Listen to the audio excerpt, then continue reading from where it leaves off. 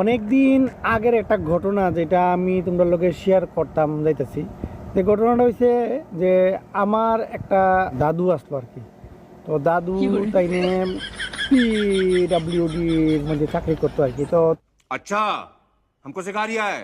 তাই নিয়ে মাংস প্রেমিক আসলো। তো कौन है ये लोग? যখনই বেতন পাইতো তখনই কিতা করতো, 2টা 3টা করে পাঠা কিনে নিয়ে যেত।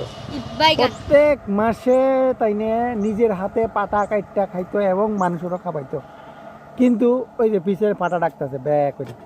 তো আজকে দিনে আমি পাটা খাই না, এই কারণ যে আমার দাদু যখন পাটাটা কিনা খাইতো, মানে দীর্ঘ 30-40 বছরের মতন তাই শুধু পাঠাই খাইয়া গেছে। প্রত্যেক মাসে কিন্তু কন্টিনিউয়াসলি পাঠা খাইয়া গেছে।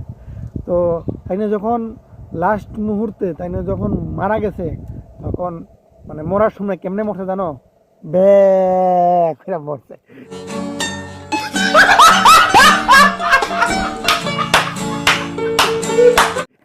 এই কারণে আমি পাটা খাইতাম চাই না আর কি।